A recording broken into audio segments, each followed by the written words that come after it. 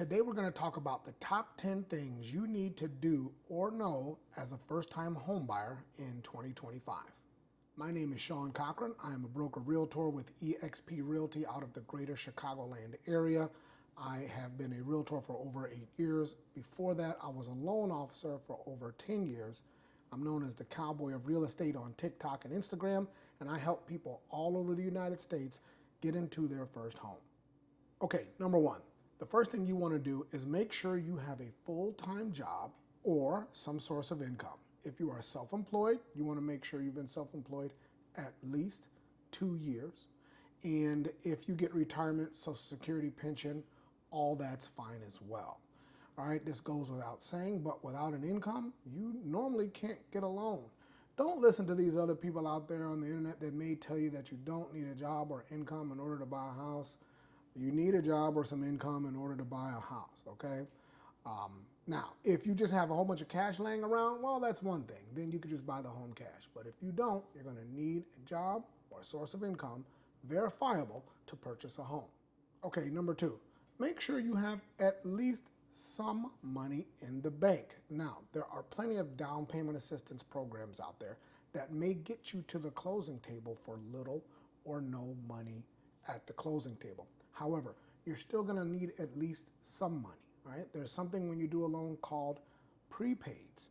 The prepaids are the inspection, the earnest money, and the appraisal money. The inspection is just what you think it is. After you go under contract for a home, one of the first things you need to do is hire an inspector. Inspector is gonna cost you anywhere between $400 to $1,000 depending on the type of property.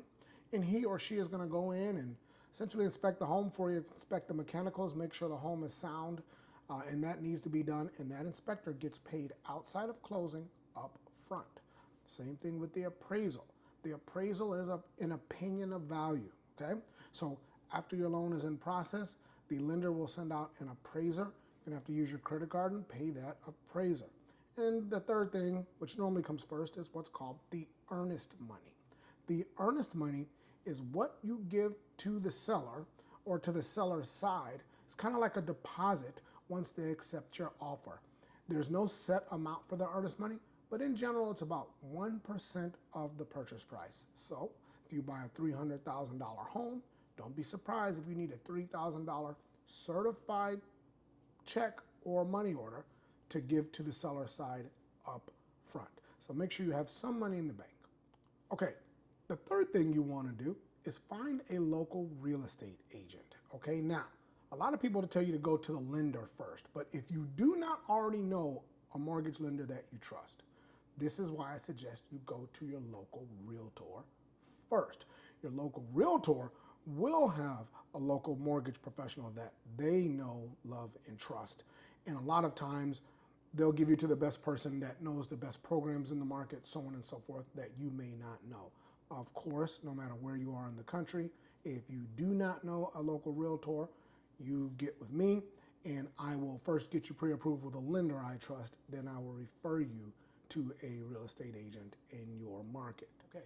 The next thing you want to do is once you are speaking with the lender, you want to ask them what type of financing you're getting. So are you getting FHA, conventional, USDA, VA if you're a veteran?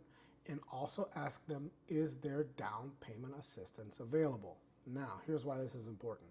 Just because you may have the money sitting around doesn't necessarily mean you want to spend it. So you may qualify for some local or some national down payment assistance that's out there, whether it's a grant or a loan. And if you get said down payment assistance, well, this can get you to the closing table for little or no money down, in some cases out of your pocket, or at very least less. Also, if you're getting a single family or if you're getting a multi-unit, make sure you ask the lender to pre-approve you for everything that you're interested in. So if you're in a single family, good. Can you pre-approve me on a conventional and a FHA on a single family? But if you're interested in a 2, 3, or 4 unit property, ask the lender to pre-approve you for a 2, 3, and a 4 unit property so you know the max you are allowed to buy or purchase when you're getting said property.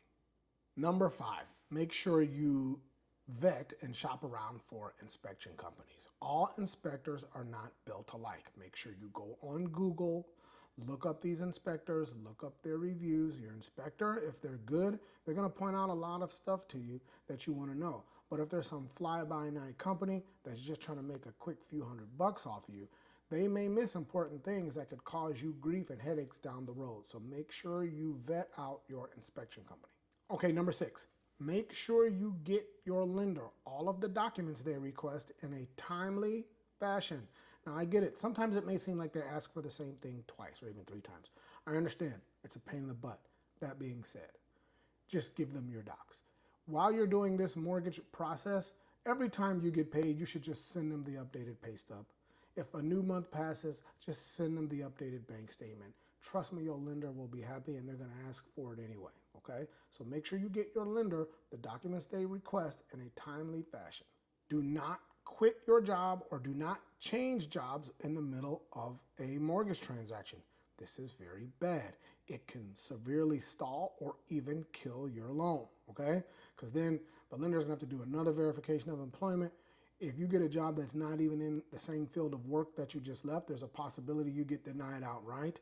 Keep your gosh darn job, whatever it is, keep it until after you close, please, Lord. Okay, number 8. Do not deposit large amounts of money or cash in your bank account while you're doing a transaction. The lender is going to get what they call a VOD. It's a verification of deposit. They're going to want to see where your money is coming from. If it's coming from your job, it's easy to verify. You got a tax return, easy to verify.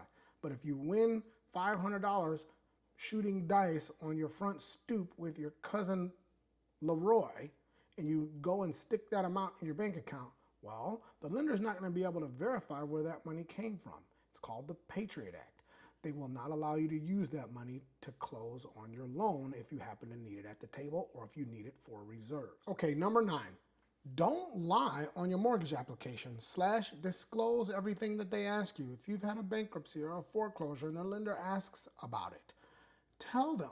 There's still plenty of programs out there. You're more likely still be able to get into a loan, but if you lie and they find out about it later, well, you know how that goes. There's an old saying, buyers are liars. Don't you fit into that stereotype. Tell the truth on your application. Be upfront and honest about everything. That way the loan officer can put your little buns in the box that you need to be to help get you a home. Okay, last but not least, and maybe the most important one, do not spend more than you can afford / live within your means. When your loan officer pre-approves you, he or she is going to tell you the max amount you can go. They're going to say, hey, the most you can spend per month is $3,136 per month. Well, that doesn't mean you need to get a mortgage for $3,135, right? You'll know, you and your wife or your husband or your spouse or your significant other, you'll know the most you're comfortable with. Stay within your gosh darn means. You do not want to be house poor. Just because you can afford it, don't mean you should, honey, okay? So, thank you very much for watching. Again, my name is Sean Cochran, broker realtor with eXp Realty. I'm out of the greater Chicagoland area. I am the cowboy of real estate on TikTok and Instagram. I can help you anywhere in the country. Just click the link in my bio, fill out the form that says I want to be pre-approved. I will refer you to a loan officer to help you get pre-approved, and then I will refer you to a realtor in your neck of the woods to help you go out and find your dream home. Until then, God bless you. God bless the United States. God bless eXp Realty, and God bless the Chicago Bears.